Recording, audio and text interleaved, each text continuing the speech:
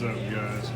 Back today working on my 06 Chevy pickup. So I ordered a two-piece drive shaft conversion from Performance Drivelines.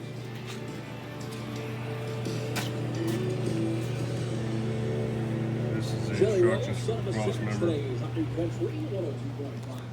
This is the new cross member. This thing originally has the piece of junk, great big aluminum drive shaft that somebody has lost or something at one time. It's bent right in here, or no, right here. You can see where it's rubbing. And the spin around here. The lighting's horrible under here, but this heat shield, the drive shaft has smacked. Right here, the drive shaft is wrinkled. What in the world somebody did is beyond me. Back here on the U-joint straps, which this U-joint's junk, the cap was on it.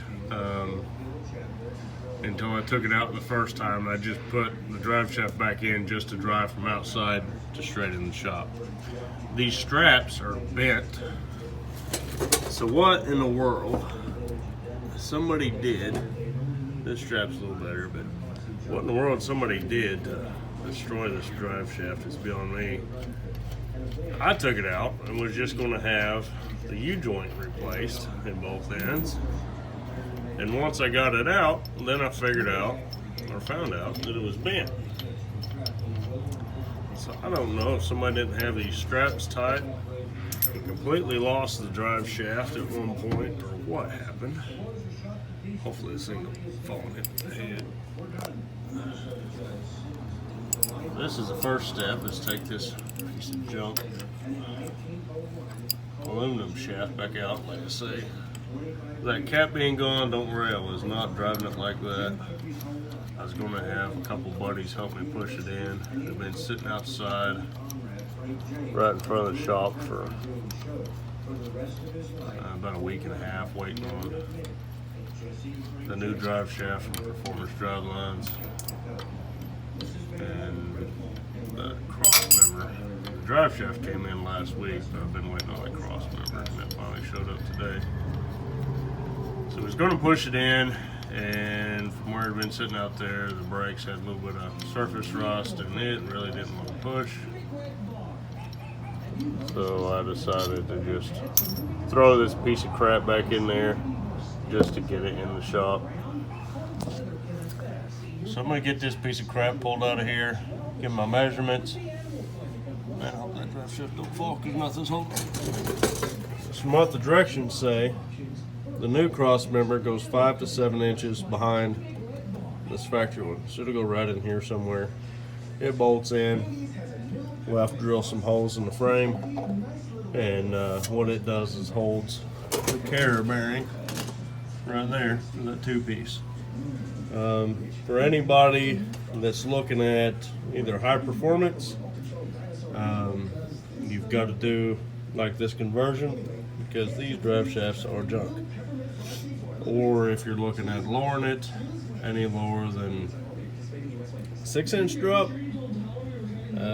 you're probably going to have to do this conversion as well, because this piece of junk drive shaft is like 5 inches across, and it hits stuff. Eventually I may end up bagging this truck, so that's one reason I'm doing this conversion too. And this one's junk, so why spend $700 or $800 for another one that's a piece of junk too, or spend the same money and get an actual steel heavy duty two-piece drive shaft. So that's what I did. Spent an extra $100 to $200 and got the full two-piece conversion kit drive shaft. So I'm going to get this piece of junk out and get stuff set up where that cross member is going to go. I'm going to take the supplied bolt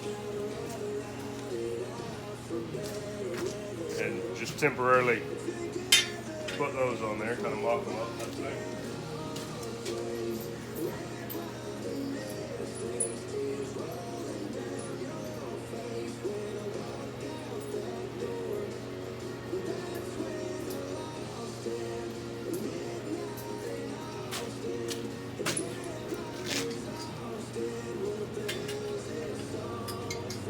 This, of course, goes on the bottom. Grab my washer. It comes with nuts, washer, bolts.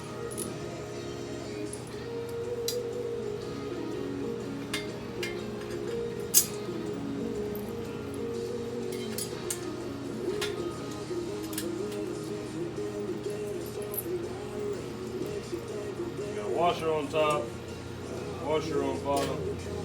Then a lock washer, then your tie.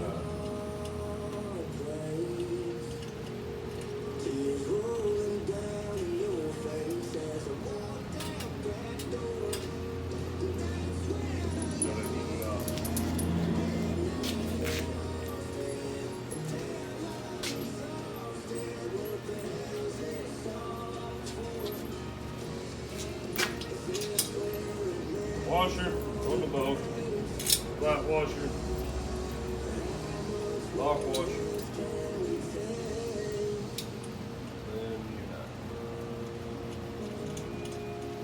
and you can tell this dude was just freshly painted right before they shipped it. It still smells like pure. No doubt about it. You're ready for a fall. It's autumn, and the only thing heating up is our music. Hot country in one.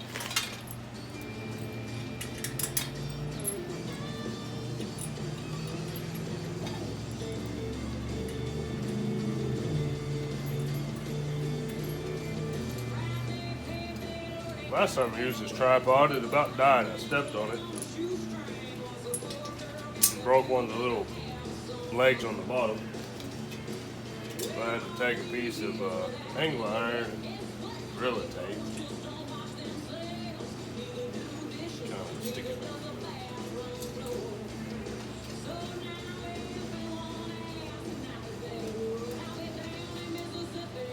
Of course, not tightening anything up, leaving it all loose. Once we get up under the truck, we've got to drill holes in the frame for both ends of the bolt. And then right here is where that carrier bearing will mount.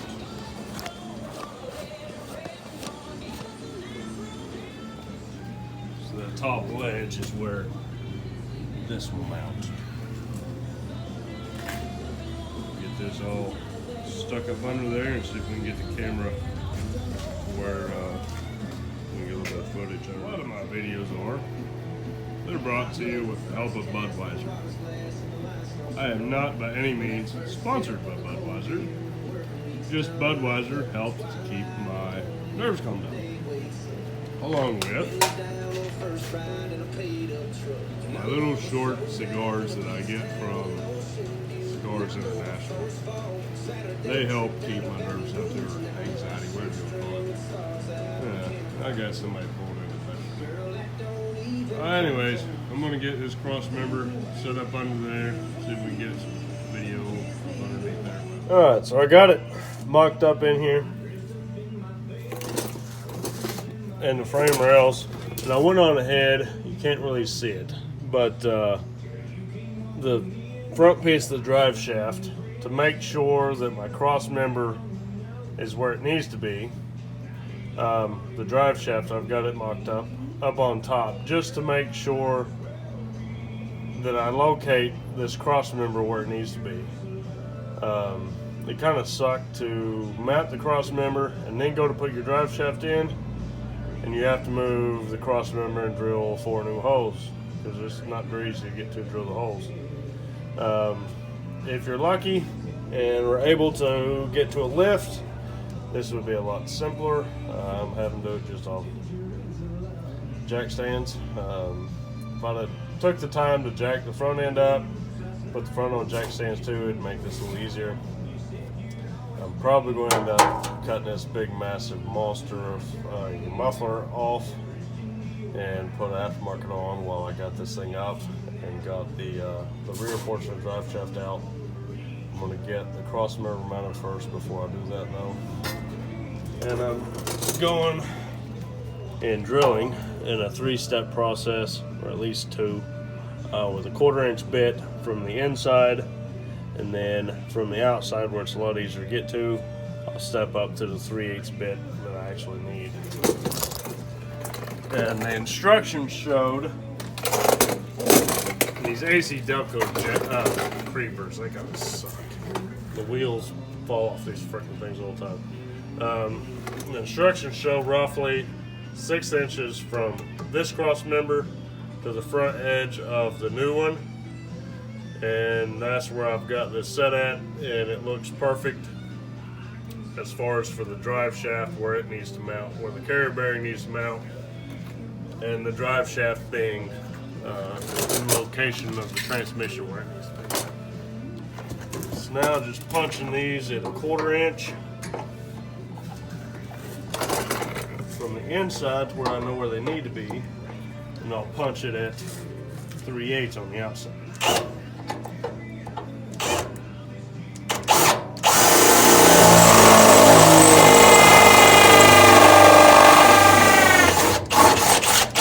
Exhaust is kind of in the way on this side, and when somebody lost the drive shaft, I kind of think it bent this exhaust slightly because it's rubbing on the cross member. And before you go drilling holes, check the outside of the frame to make sure you're not going to be drilling into any wiring. And also, the instructions say on this driver's side that you might have to move the fuel lines on some models, most models, which I did have to do. So I drilled a hole about inch and a half above the factory location where the fuel line bracket was mounted. Just drilled that hole right above it, and then pushed the fuel lines up and got them bolted back in like they're supposed to be. That way they're up and out of the way and won't have any issues. They say the dang exhaust is really in the way on this side, but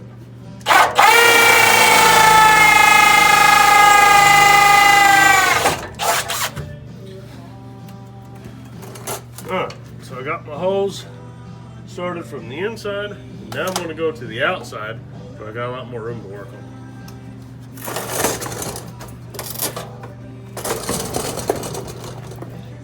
Hopefully you'll be able to see where I'm drilling here. It's just right here on the bottom of the frame.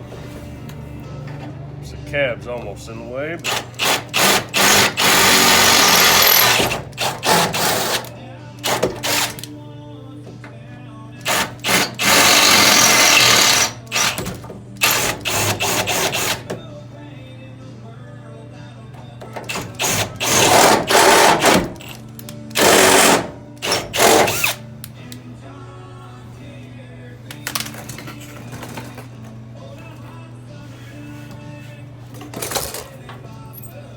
just like everything else, nut or your bolt, and then your washer.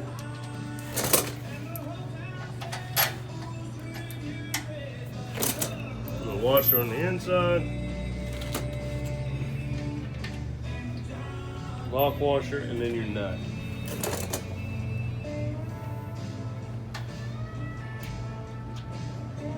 And I just realized that on mocking up the cross member,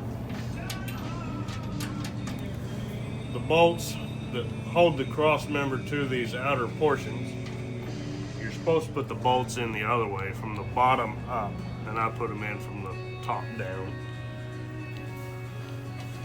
So I'll change that here in just a few minutes. Whoops, I forgot my washer.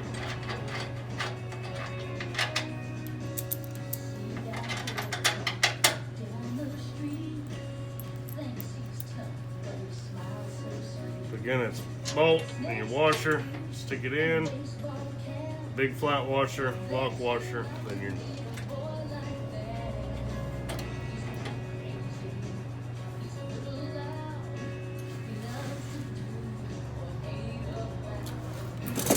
the other side and drill the other side.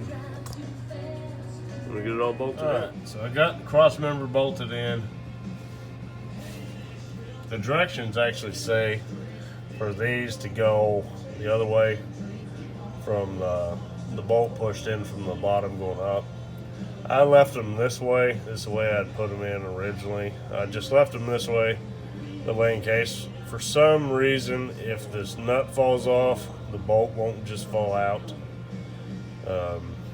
So the nut could fall off, the bolt will stay in there and hold it.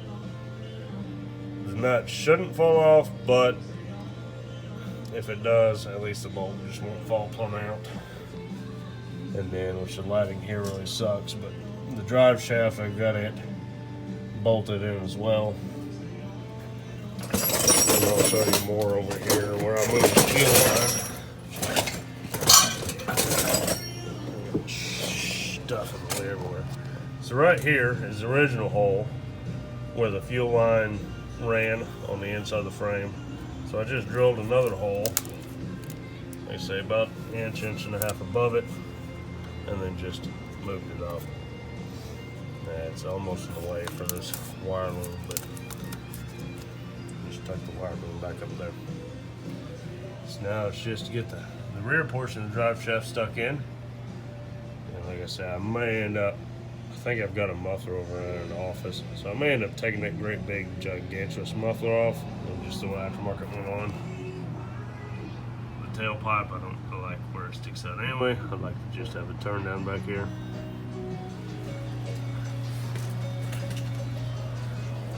There's the other portion of the drive shaft. So pretty much that's how you do a two-piece conversion on these 06 Chevrolets. And get rid of this big gigantuous piece of crap. And right here is where this thing is. And it's like a soda can or a beer can, just like you took your hand around it and crunched it. And then let's see this. So it's bent enough that it's rubbing on one side, but not the other side. I knew it had a little bit of vibration. I really thought it was the U-joint being bad. I didn't know the bearings had fell out of the U-joint. And was rubbing just the U-joint itself on the cap. I should have changed this as soon as I got the truck about 6 months ago. I didn't know it was that bad. Now, this piece of junk, I'm going in the recycling.